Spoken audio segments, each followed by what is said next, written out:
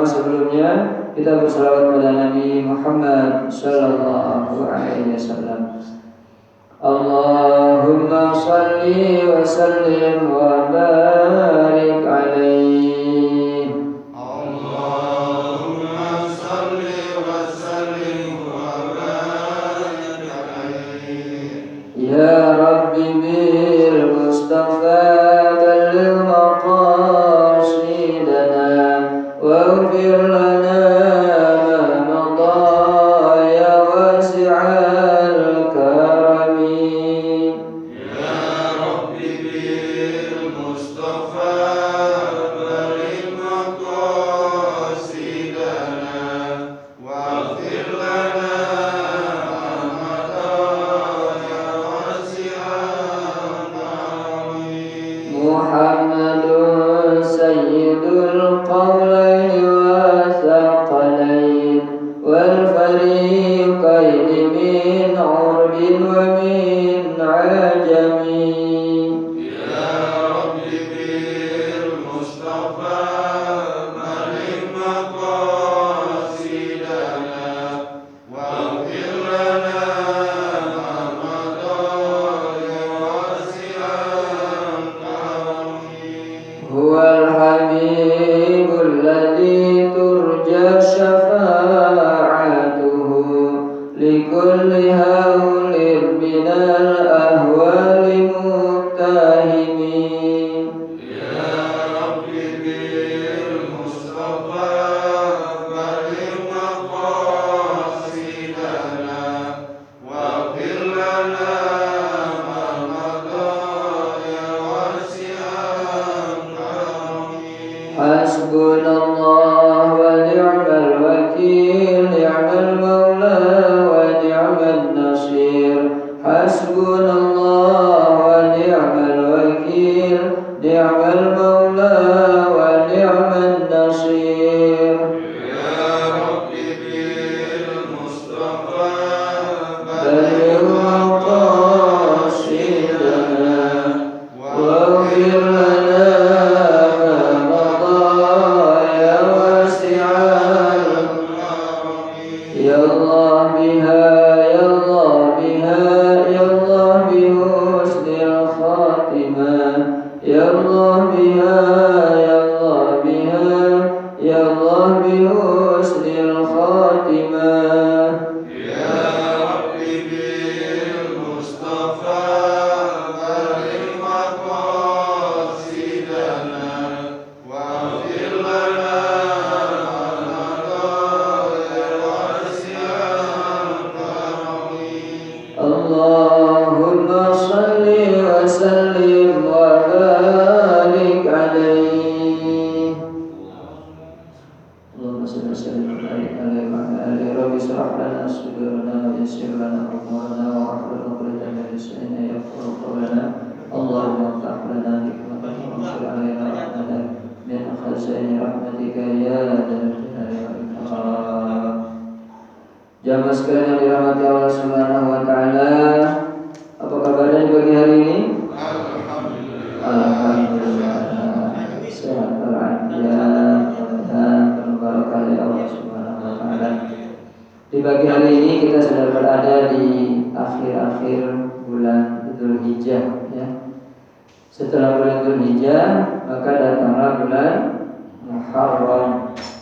Kalau menurut kalender hari Kamis tanggal 1 Muharram 1442 ya, 42 Hijriah, tahun baru Islam. Kita mulai masuk tahun baru, mudah-mudahan tahun yang 1441 ini Allah berikan kepada kita keberkahan, pahala yang banyak. Kalau kita punya kesalahan, mudah-mudahan Allah ampuni dosa-dosa kita. Di dalam Al-Quran surat An-Nisa ayat 17 kalau nggak salah. Innamat taubatu lilladzina ya'maluna as-su'a bijahalah tsumma yatubuna min qarib. Artinya innamat taubatu, sesungguhnya taubat itu untuk orang-orang yang melakukan as-su'a, keburukan, melakukan kejahatan bijahalah, karena kebodohannya. Ini para ahli tafsir menerangkan yang disebut jahalah itu bukan berarti kita nggak tahu apa-apa melakukan kejahatan. Kita tahu pun kemudian kita melakukan kejahatan, itulah kata ulama Ibnu Abbas sendiri mengatakan setiap orang yang melakukan maksiat fahuwa jahalah, itulah yang disebut kebodohan. Jadi intinya apa? Bahwa ketika kita berbuat salah apapun bentuknya, jangan malu untuk bertaubat kepada Allah. Jangan malu, pintu selalu terbuka. Mungkin kita selalu kita memahami orang yang berbuat salah itu karena kebodohan, berarti dia nggak tahu apa-apa. Kalau yang mengetahui bagaimana? Nah, sebenarnya kalau untuk ulama tafsirannya, setiap orang yang berbuat salah itulah yang disebut dengan jahalah. Dia mau tahu mau enggak, ketika dia berbuat, di situ tentunya ada penurunan keimanan.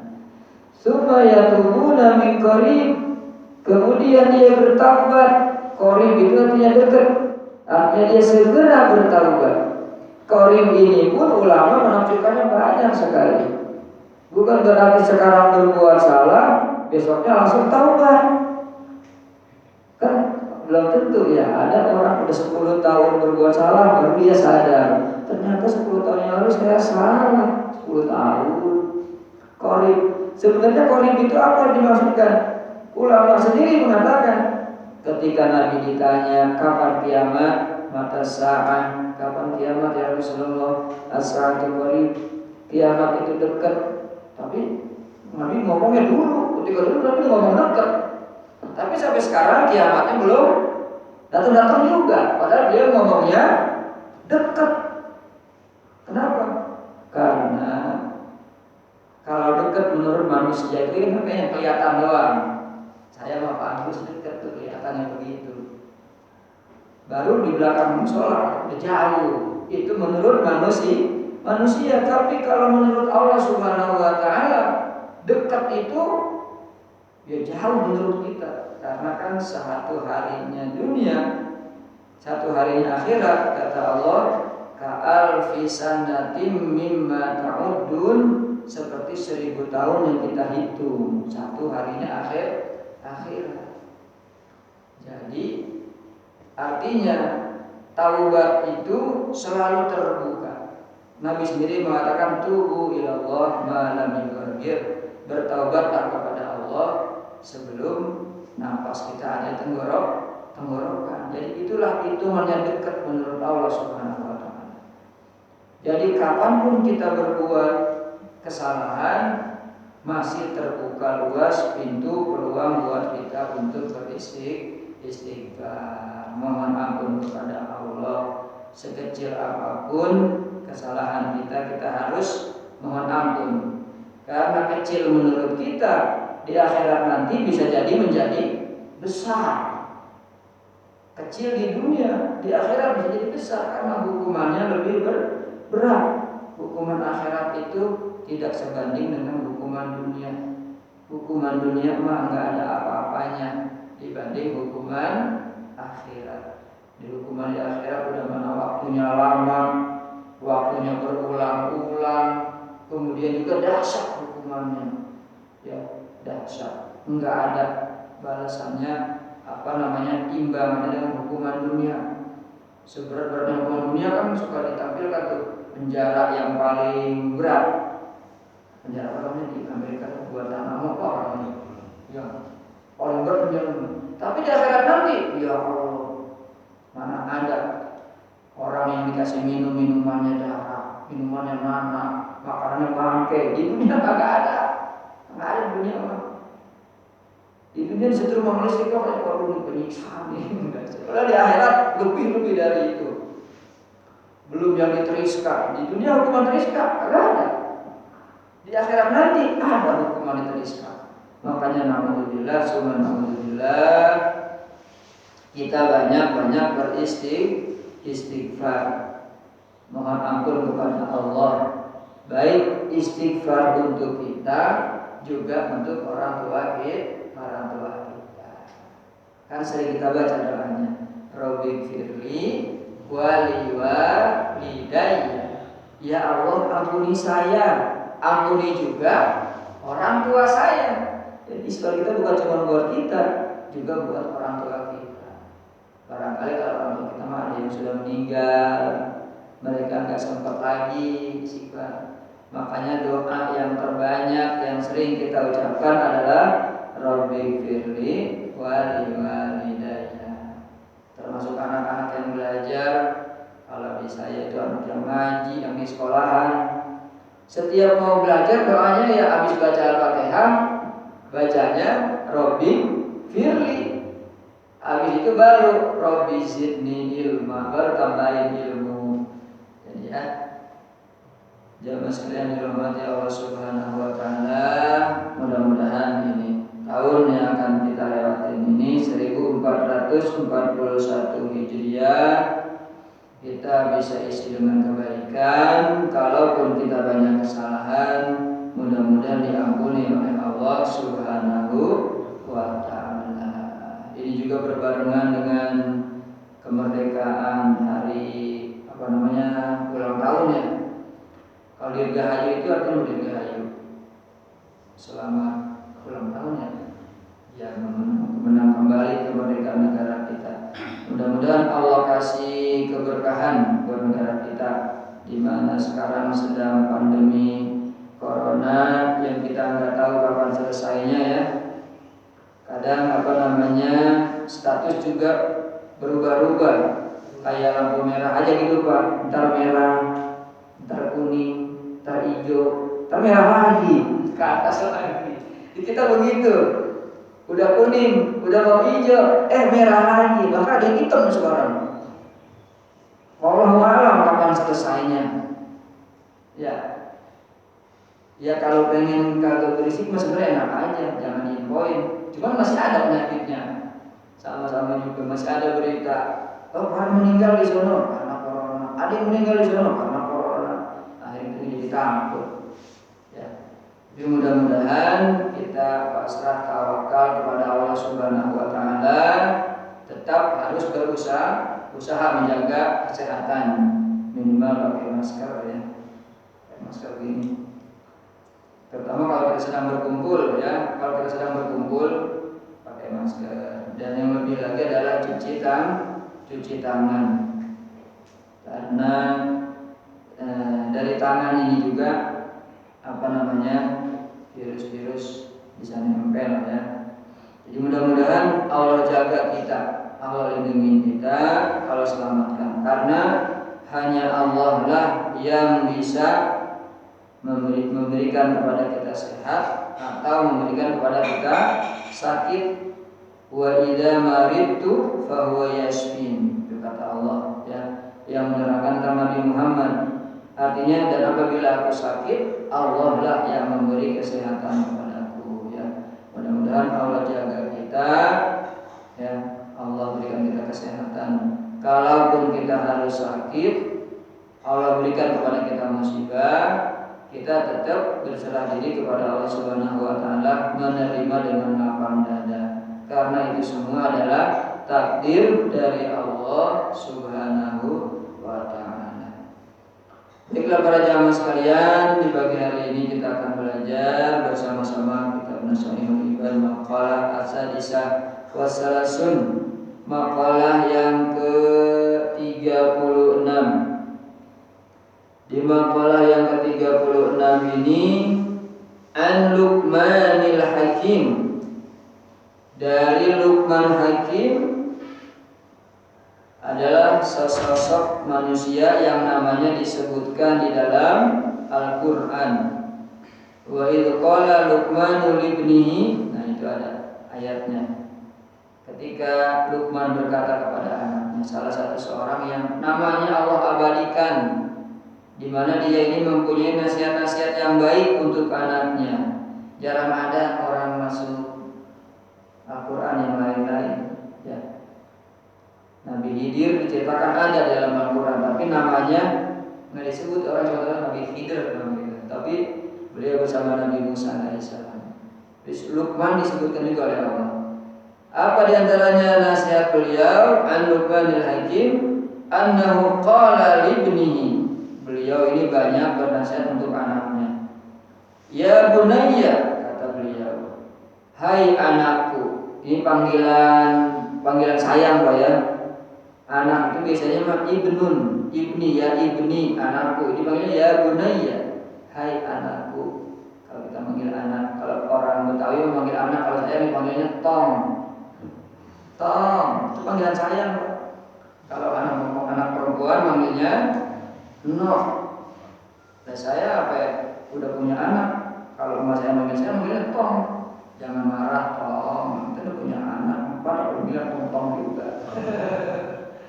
Panggilan sayang. Kalau di Sunda apa? Kaset ya? Kaset, hujan, panggilan sayang gitu. Ya. Orang tua kesel orang manggilnya bukan kaset, yang belenggu. Tolong saya. Begitu juga orang Arab panggilnya ya bunayya. Ya bunayya. Kata Luqman kepada anaknya, innan nasa thalathatu athlas. Sesungguhnya manusia itu ada 3 bagian. 3 bagian. Thulusun lillah. Sepertiga dari diri kita ini adalah untuk Allah. Thulusun lillah wa thulusun li nafsihi, dan sepertiganya dari diri kita untuk diri kita. Wa thulusuhu, dan sepertiga yang laginya lidudi. Apa itu dud? Itu binatang tanah, ular tanah. Baik yang semua aja dah namanya dud, ya ular tanah, ular. Jadi dalam diri kita ini ada 3. Sepertiganya untuk Allah, sepertiganya untuk diri kita, sepertiganya untuk binatang tanah. Mana yang untuk Allah? Fa amma huwa lillah faruhu. Maka yang untuk Allah adalah ruh. Ruh kita adalah untuk Allah. Itulah artinya yang kembali kepada Allah Subhanahu wa ta'ala. Kalau kita sudah meninggal, jasad kita habis. Daging, rambut, ya, tulang yang kecil-kecil, tulang tangan habis semua. Yang tinggal cuma tulang ekor, habis. Yang tinggal apa? Ruh kita. Ya. Jadi memang kalau di dunia sekarang yang dominan apa yang dominan? Jasad kita. Kalau kita sakit, yang sakit ruhnya apa jasadnya? Kalau sekarang nih, jasad, tangan tergores, sakit, pernah nggak ruhnya tergores? Kalau ada yang tahu nggak yang lihat? Jasad kita, kaki kesandung, jasad kita yang dominan kalau kita di dunia. Tapi ketika nanti kita di alam kubur, itu yang dominan apanya? Ruh. Jasad mah habis, ruh yang dominan. Dia yang ngerasain enak, dia yang ngerasain disiksa. Tuh, di alam kubur. Tapi nanti beda lagi ketika kita masuk alam akhirat.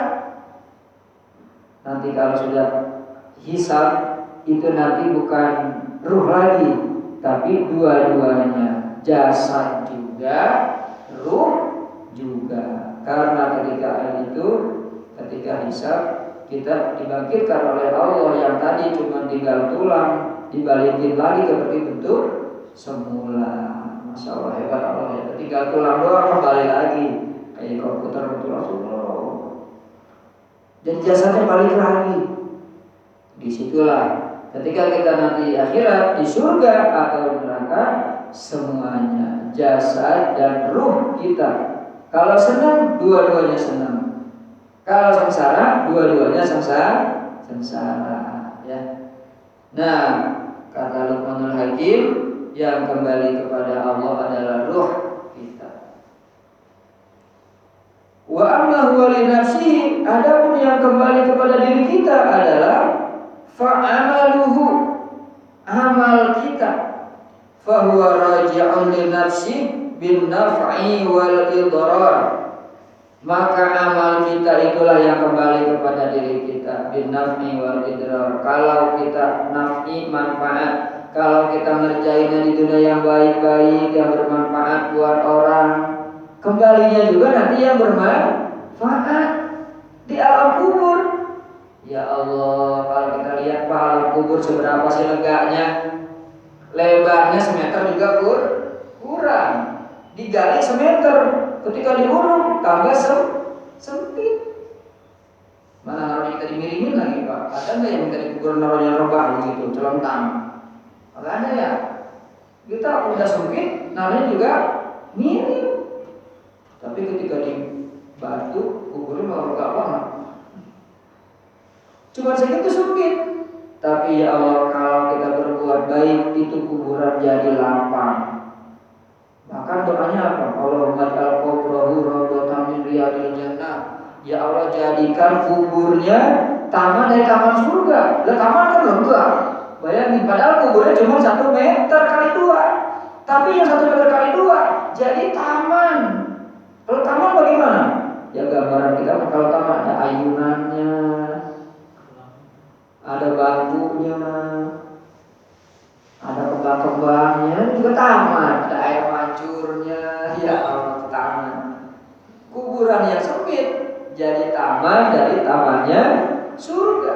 Itulah kalau kita berbuat kebaikan. Makanya di dunia ini banyak banget kebaikan.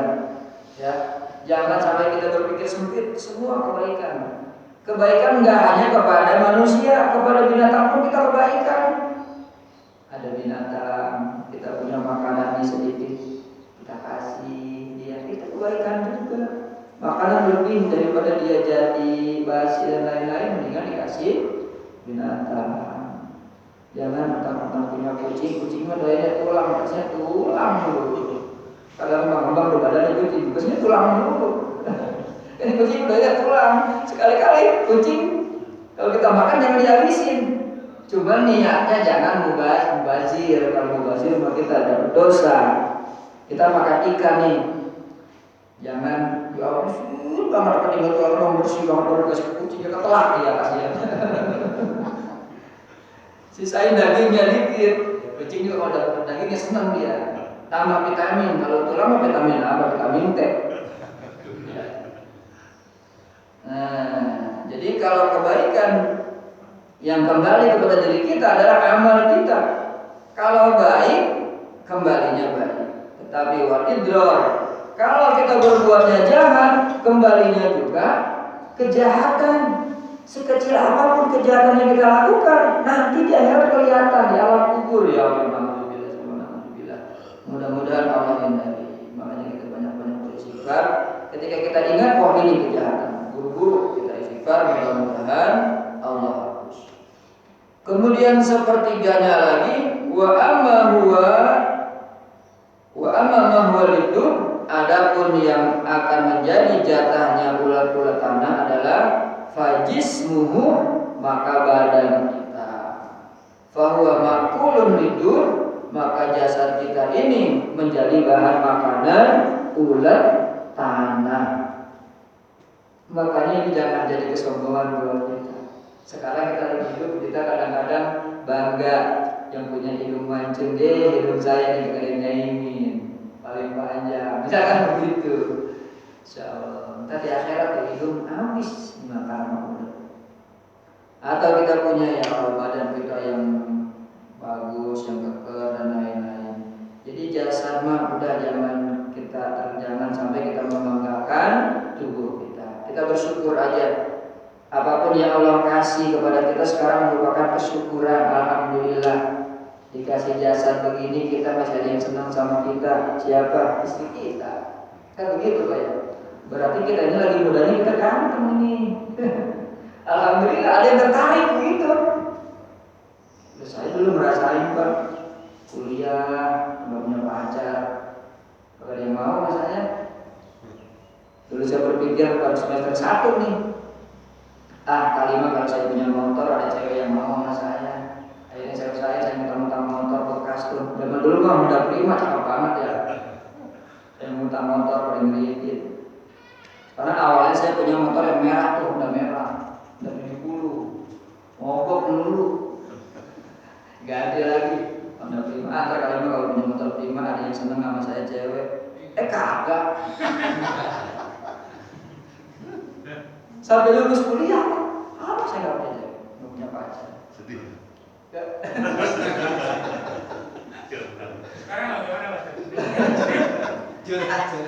Mungkin itu doa orang tua saya Pak. Jadi kata orang tua saya yang laki-laki, almarhum bapak saya katanya, lu kalau mau kuliah, kalau mau kawin, jangan kuliah kagak katanya. Begitu. Kalau mau kuliah tuh kamu beresin. Kalau mau kawin aja udah. Kalau saya begitu, akhirnya begitu ya, kuliah doang, kawin ntar belakangan. Ya alhamdulillah. Setelah lulus kuliah, baru Allah kasih jodoh. Itu pun juga melalui wasilah, Pak. Nggak langsung saya tahu-tahu dapat begitu. Wasilah dengan silaturahim, sehari 2 hari 3 bulan ya alhamdulillah jadi istri. Tapi kita bersyukur itu mungkin yang terbaik buat kita ya. Alhamdulillah. Kembali lagi tadi kepada jasad. Jadi jasad kita ini nanti akan jadi santapan ulat tanah. Makanya jangan kita sombongkan. Tetapi yang harus kita bersyukur. Walaupun begininya Allah kasih ada manfaatnya di jasad kita. Ada manfaatnya. Bisa nolong orang, bisa nyenengin istri, bisa nyenengin keluarga. Kan kata orang tua kita mah, laki mah biar petok-petok juga. Jangan begitu. Laki mah biar selemes-lemes laki-laki, manfaatnya banyak. Begitu ya. Kakak kalau ada laki-lakinya agak seru kan ya. Satu keluarga begitu. Ada laki-lakinya. Makanya laki-laki mah biar katanya lemes-lemes juga alhamdulillah manfaatnya banyak. Nah, jadi kita bersyukur kepada Allah Subhanahu wa taala. Hari ini syuruknya lewat 57 ya. Beberapa menit lagi. Saya tambah satu lagi dah, ini mah agak cepat dikit. Makalah yang ke-37 dari Ali radhiyallahu an, dari sahabat Nabi, an Aliyin karramallahu wajhah wa radhiya anhu. Allah muliakan wajahnya, Allah ridhai beliau. Annahu qala salasun yazidna fil hifzi. Ada 3 hal yang menambah hafalan kita fi zihni, dalam otak kita. Karena kita perlu hafalan ya, terutama menghafal Al-Quran yang menambah hafalan. Kalau kita kadang tambah tua, hafal cepat tapi hilangnya cepat juga. Kalau udah tua begini, ngapal cepat. Tapi kalau anak-anak hafalnya cepat, hilangnya lama. Tuh, makanya kalau kita punya anak-anak cepat-cepat dikasih hafalan, terutama hafalan-hafalan yang baik ya. Ada 3 hal yang menambah hafalan kita, yang menambah kuat. Wa yudhibnal bulgham, dan menghilangkan penyakit bulgham. Bulgham itu penyakit ya adam, as-sauda, was-safra, darah jelek, darah hitam, darah kuning ya. Yang menghilangkan penyakit. Apa 3 hal yang menambah hafalan kita? Pertama, as-siwak, yaitu banyak bersiwak. Gosok gigi itu nambah hafalan ya. Siwak, mudah-mudahan sih kalau kita bisa melaksanakan pakai siwaknya langsung, nyunahnya begitu sebelum sholat kita nyiwak ya. Ya nggak usah malu-malu, kalau memang mau nyunah mah bawa aja sebelum sholat, digosok-gosok pakai gigi. Tapi di rumah jangan lupa sikat gigi dulu, jangan cuma siwak doang. Habis makan telur balado, iya, sama jengkol, disiwak bareng aja disiwak. Jadi siwaknya gosok gigi dulu di rumah. Nah, siwak kan ngambil nyunahnya begitu. Karena siwak itu baunya khas, kayunya itu baunya khas. Siwak itu kan bisa menyerap ya. Jadi kalau ini mulut kita basah disiwak, jadi asat, jadi kering ya. Nah, jadi begitu. Yang kedua yang nambah hafalan kita as-shaum, yaitu puasa ya. Jadi orang puasa itu nambah hafalan kenapa? Kalau orang puasa kagak makan, banyak waktunya. Tapi orang kalau nggak puasa yang ngemil dulu, kapan ngapalin, nggak kapan ngapal. Pulang ke rumah berapa udah yang dilihat apa? Kulkas. Assalamualaikum, waalaikumsalam. Yang dituju langsung kulkas. Ada apa di kulkas ya? Oh gitu. Habis buka kulkas, duduk di samping meja. Aduh, mana kopi ini, kopi. Habis kopi lihat toples, ada kue. Yang ngemil dulu kalau di rumah. Kalau udah ngemil dulu udah gak inget apa-apa. Tapi kalau orang puasa, oh ya nggak mikirin makanan, waktunya banyak. Lah daripada nggak ngapain, apa kan begitu. Tuh, jadi puasa itu nambah hafalan. Ya. Jadi kalau kita banyak orang sekarang pada bingung mau diet, bagaimana sih mau diet ini caranya dia makan buah dulu. Ya kalau binatang makan buah pantas, emang dia mah bisa makan roti. Ya, kagak bisa pesan pizza dia mah. Ya binatang nih makannya buah pantas. Kalau kita manusia, emang makanannya bermacam-macam. Ada nasi, ada ikan. Pengen makannya buah doang. Kalau kata saya ya, rada nyusahin dikit begitu. Lah iya. Nah, emang dia udah dikasih rezeki banyak macam-macam. Yang dia makan buah doang. Dan rada nyusahin juga. Terutama buat kita kan kayak beda kan kalau masih sama buah belinya duitnya itu beda. Begitu. Ya. Jadi ya cara terbaik tadi emang puasa. Dengan puasa itu semua kita dapat ya, puasa. Kebetulan besoknya kalau Muharram itu ada puasa namanya sunnah puasa Asyura. Asyura itu adalah 10 Muharram. Asyura dari kata asyarah ya, asyarah artinya 10, di mana 10 Muharram itu banyak kejadian-kejadian istimewa. Bahkan ada umat agama lain yang puasa di bulan di tanggal itu, kata Nabi, umatku lebih berhak nih puasa. Kita disunahkan puasa 10 Muharram ya. Walaupun puasa yang lain juga ada yang rutin tiap pekan, yaitu puasa Senin, puasa Kamis ya. Itu yang kedua, puasa menambah hafalan kita, juga menambah kesehatan. Yang ketiga yang menambah hafalan kita adalah qiraatul Quran, membaca Al-Quran. Jadi mudah-mudahan kita sempatkan Pak sehari itu bisa membaca Al-Quran. Sebenarnya mah di dalam sholat itu kita sudah baca Al-Quran. Makanya kalau lagi sholat, ya kalau memang waktu kita panjang, kita cari bacaannya yang agak panjang. Apalagi sholat sunnah. Tujuannya apa? Tadi biar kita ketemu sama Al-Quran sehari, jangan sampai kosong. Selain di sholat, kita juga coba buka mushaf. Al-Qurannya kita baca ya, entah waktunya subuh apa mau maghrib ya, apalagi sekarang kan lagi corona, kerja juga banyak yang dari rumah ya, WFH itu work from home ya, kerja dari rumah, banyak waktu. Daripada kita bingung ntar tidur bangun makan, tidur bangun makan, kita isi dengan baca Quran ya. Jadi Bapak sekalian, ini yang kita pelajari pada pagi hari ini, makalah 36 dan 37, nasihat dari Sayyidina Ali, yaitu 3 hal menyehatkan kita, yaitu siwak, shaum, dan baca Quran. Mudah-mudahan Allah berikan kepada kita kemampuan melaksanakan ini semua. Amin ya rabbal alamin. Sebelum saya akhiri, cukup ya. Mari sama-sama kita berdoa kepada Allah Subhanahu wa taala. Mudah-mudahan apa yang kita pelajari bermanfaat dan dapat kita amalkan. Nastaghfirullahaladzim, nastaghfirullahaladzim, nastaghfirullahaladzim. Alhamdulillah ma'bud. Allahumma shalli wa sallim wa barik ala sayyidina Muhammadin wa ala alihi wa sahbihi ajma'in. Walhamdulillahirabbil alamin. Allahumma inna nas'aluka ridhaka wal jannah wa na'udzubika min sakhatika wan nar. Allahumma anfa'na bima 'allamtana wa 'allimna ma yanfa'una warzuqna nurul bi rahmatika ya arhamar rahimin. Rabbana